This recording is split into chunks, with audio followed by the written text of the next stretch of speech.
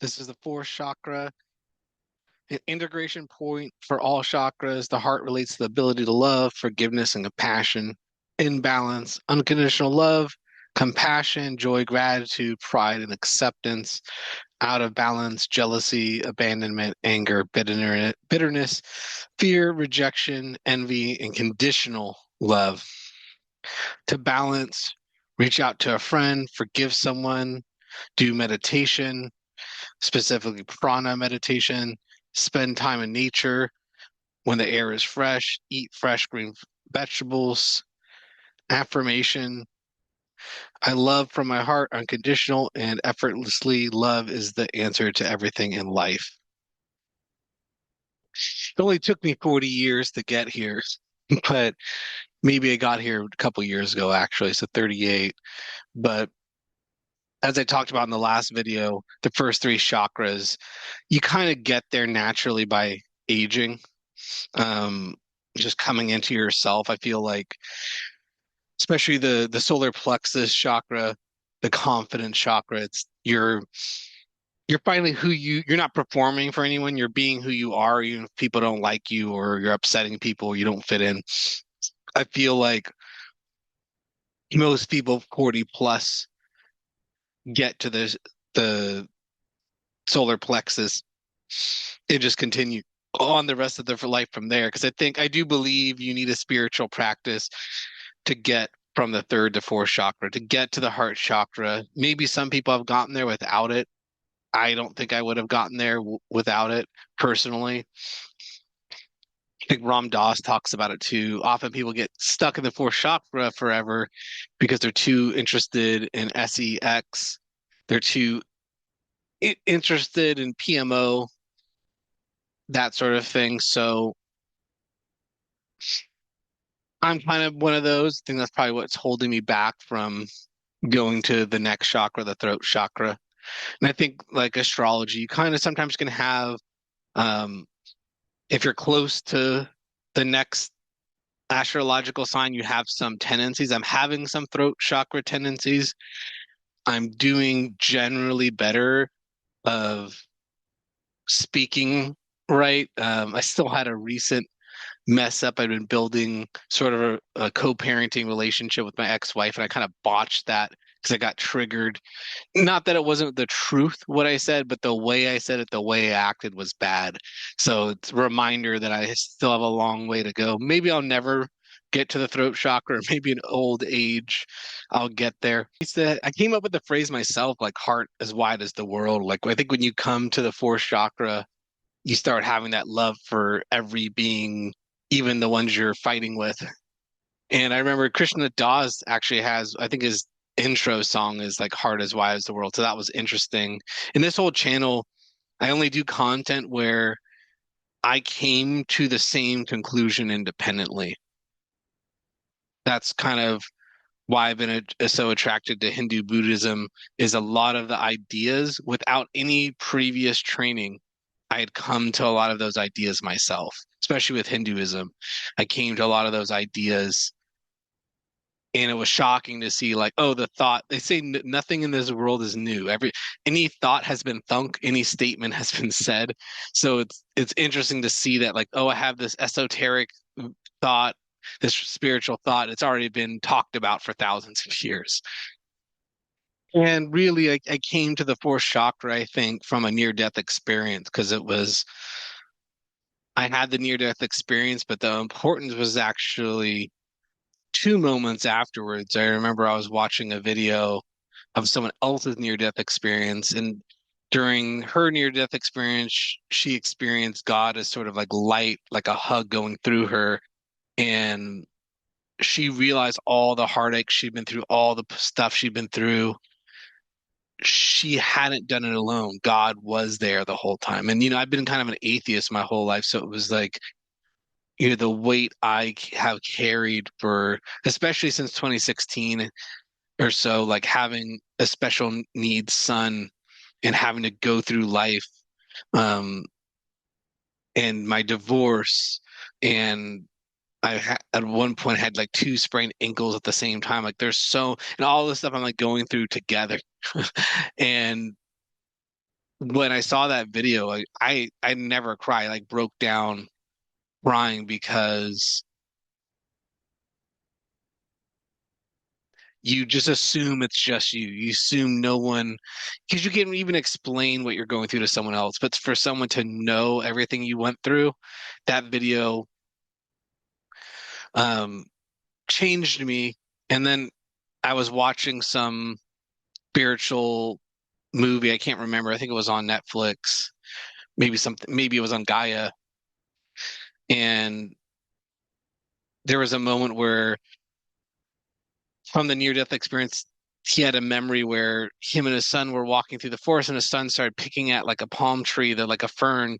And then in the in the dream sort of near death experience, he saw himself from the fern's perspective, from the air, from birds in the forest, from himself, from his son, like the interconnectedness.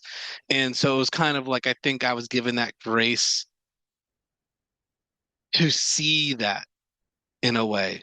Like before my near death experience, I was in the heart chakra, but I didn't understand the interconnectedness of the universe. It was more, I'd had an experience, I changed, I'd been practicing kind of Buddhism at that point. Like I was a true blue Buddhist at that time. Um, and Buddhism doesn't have like a God. It's just more of like a way of being. And so I think Ram Dass talks about this where like he wanted to just be a Buddhist then because it's like so clean and perfect and there's not anything weird like esoteric. And then he ended up having a guru in the mountain that lives in a mud hut with a blanket as a clothing, right? It's like the Hinduism is kind of more of like the messy version of Buddhism in a way. And eventually I dropped off. And in a way, I think I felt from my near death experience that, and I'm kind of in that heart chakra, that enlightenment. I thought that was good enough. And I'd read Krishnamurti's one of his books, where it talks about he had very similar experiences to me. And I'm like, oh, well, then I've arrived and there's nothing more to do. Because I didn't even know about the chakra system. I don't even look into the chakra system maybe till recently, really. Like it's something I had no exposure to. And but I think I was kind of that grace again. I was shown the chakra system because it was like, oh, well, you have more work to do. It's not over.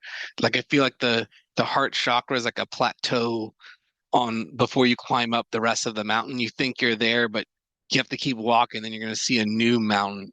And I know some people higher than myself that are in kind of like third eye sort of chakra, and there one of them's much older, she's probably like 60 something, and the other one's my age. So I'm kind of like behind in a way. And I don't know if I'll ever get there. Hopefully I don't have to come back here. Um, I think they even say like if you care about coming back here, if you really there's a point where like I'm not coming back. This is the last reincarnation. That's like the attachment that you're going to have to come back because you I think the book of Tao says something like the way is easy for those who have no preferences. So it's like now I'm kind of in that phase of like, yeah, if I come back, if I don't come back, I don't really care either way. Like I'll have physical problems. Like my gallbladder was acting up, and I'm like, I looked into you can get surgery, and you know, best way if you're not getting surgery is diet. But I was kind of like, yeah, I'll do my best with the diet, but I'm like kind of like a DNR, do not resuscitate. Like if I go, don't keep me around. And but I'm not trying to like get out of here early, but I'm not trying to stay long either. I just want to be here for what I'm supposed to be here. It's like a prison sentence. You don't need to release me earlier, but you don't need to keep me longer either. I'm not going to stay in the jail cell once you open the door, but I'm not going to fight every moment I'm inside.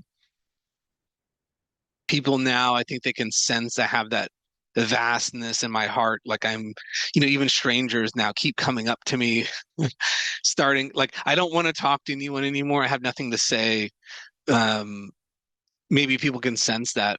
And maybe it's some throat chakra elements now. I try to not speak that much. Probably the only person I really talk to a lot is my brother and maybe my parents, and um, that's about it for like actual phone calls with people. Maybe my one of my longtime friends down Southern California will talk maybe once every few weeks on the phone. But I work from home now too, and due to an injury, I haven't been to the office since December, and it's August of the next year right now. It's almost been a full year since I've gone to the office, and it's like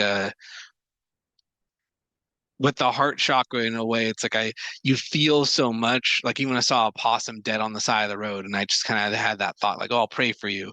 Like it kind of just came out naturally. It's like I'm more sensitive than I've always been a sensitive type person, but now I'm even more sensitive to everything. And it's like, one of my friends says like he was calling me a monk before I even thought of myself that way, that like the way I'm living. And I kind of do live like a hermit nowadays. In the past, I had more of an introversion in a lot of ways where I just didn't want to be around people because I was just like, it was just draining for me but now it's like,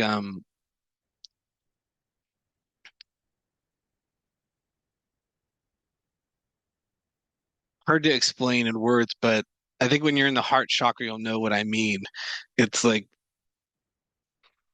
you feel if since you know the interconnectedness, your enemy, your friend, random people, random animals, it's you kind of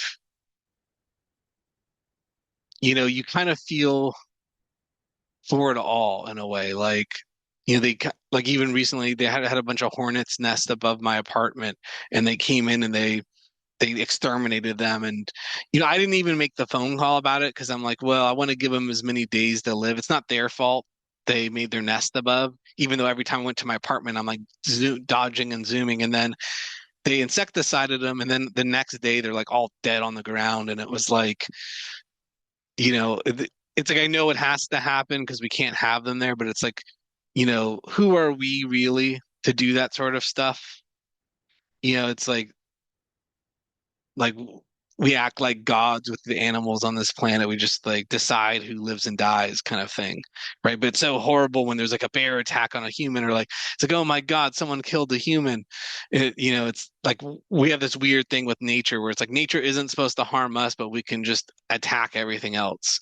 Like everything else that we don't like deserves to die. I think I forget where it came from, where it's like maybe it was Aldous Huxley said something like, oh, like if people want to see the you're a villain if you kill the butterfly, but you're a hero if you kill the cockroach, right? And it's like, even when I've been outside, I've had that urge when you see those giant cockroaches out. I live in a hot weather area. There's like these giant cockroaches that like they're like outdoor cockroaches. You get that urge just to kill it because you're like, oh, you don't want them to spread. And this, but then I fight that urge every time I walk by. It's like, just they're actually doing a service. They're cleaning up you know, we have dumpsters and things. They're cleaning up the food that's thrown away. They're cleaning up dead animals. They're cleaning up dung. We have this weird relationship with the environment. I think the heart chakra, and you kind of see it go too far with people where like it's like the save the whales thing, where like people are just like risking their lives to like protect a tree, to go live in a tree or protect. There's all these the pauses. I used to definitely be one of those like bleeding heart liberal element with that sort of stuff. And I can see how you can get trapped in the heart chakra because you're just focused on it. But I think in Hinduism, it's like no leaf moves without God's direction. Like everything here is like it's perfect as it is. It's like we're living inside a body and there's white blood cells attacking the viruses, but on the outside of humans, just very calm. But you don't see all those little wars. Like there's like an equilibrium on Earth. Like if there's too many prey, they start causing problems. Then you have to bring wolves in. If there's too many deer, they're like eating too much of this, or they're messing with the environment. There's like a natural equilibrium on the planet from nature, and we as humans are kind of disrupting that. I think as of lately with how things are going with with water and this and that, droughts and fire. Like we have to kind of live more in line with the natural world. We're going to be forced to at some point because the way we're going. But that's the idea of the Gaia, like the earth is like a living organism. And whether you believe in that or not, I mean, just factually, it really is. I mean, there's a balance of food chains and waste and water and how everything works together. There's like a science, there's a math behind it all. So the heart is wide as the world. I feel like you're one with the universe in that way. You know, even when I have fights or problems with people, I still remember one time I was at a poker table in Vegas and I saw myself in the other eight or nine players. Like each one had like personality traits of me. And it was interesting to kind of like watch. Like it was a very interesting moment. I was like, oh, I see myself in each person. Like I'm similar to this person in that way. I'm similar. It was like I saw, it was like a schizophrenic seeing the different personality types. And you're not so different from your neighbor, you know, whether race, religion, etc. You know, it's we're all human. So it's like, and I think genetically too, I think there's more difference between a man and a woman than there is from like a man to a man of a different race. So there, you know, there's like scientifically, it's kind of shown.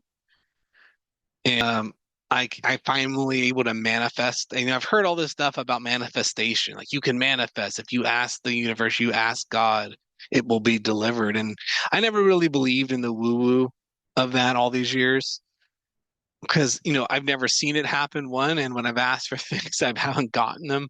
Um, and even with my son, I remember when my wife was pregnant, we were both so worried about, you know, we just want a healthy child. That's all we want. We don't care about anything else. And of course, we get a special needs son. And, you know, up until that point in my life, I hadn't really had experience with special needs at all. Like nobody in my family is special needs.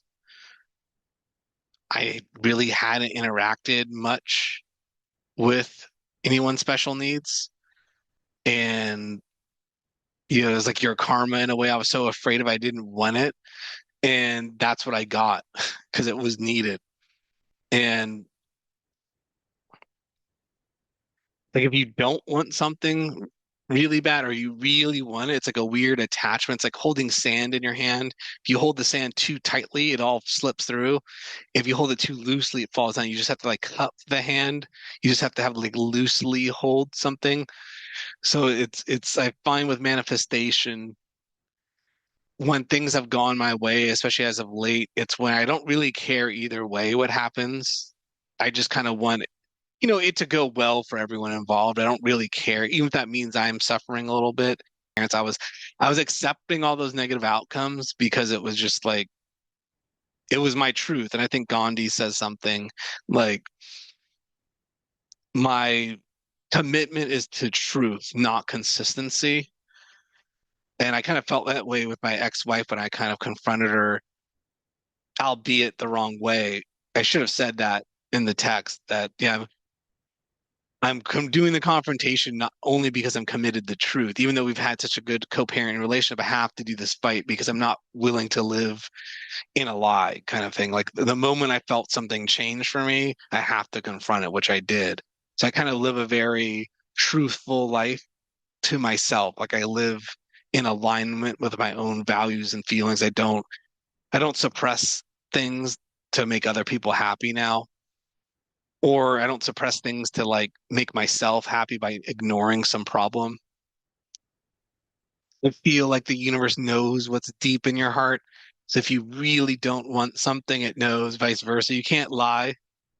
It's kind of like the Santa Claus thing as a kid. Like Santa's knows if you've been good or bad kind of thing, the all-seeing kind of God element of it. I've seen that because as I live closer and closer to truth, things have got even in the worst of time, things are still better now for me than it was, you know, 10 years ago.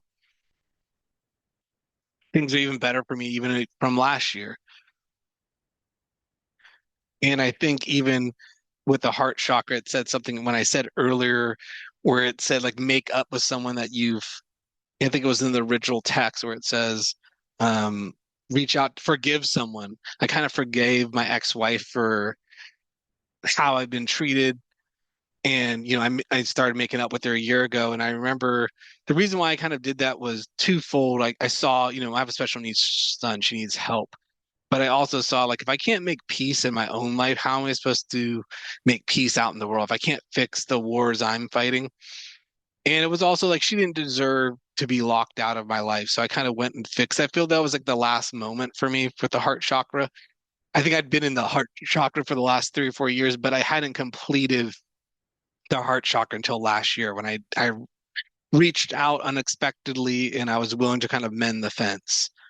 Even though I had all the right in the world not to mend the fence, I just did. I did it because just like the consistency to I'm not just like the Gandhi quote. I'm committed to truth, not consistency. Even though consistency would be like keep the distance, keep the bad relationship. The truth was like, no, we should resolve this.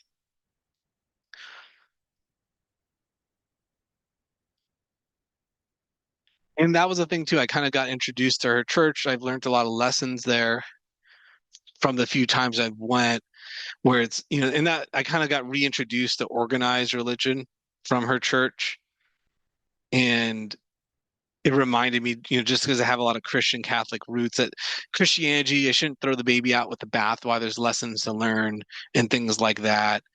And yeah, I see her life has manifested well. And my life, I think now is starting to manifest. I think when you have that,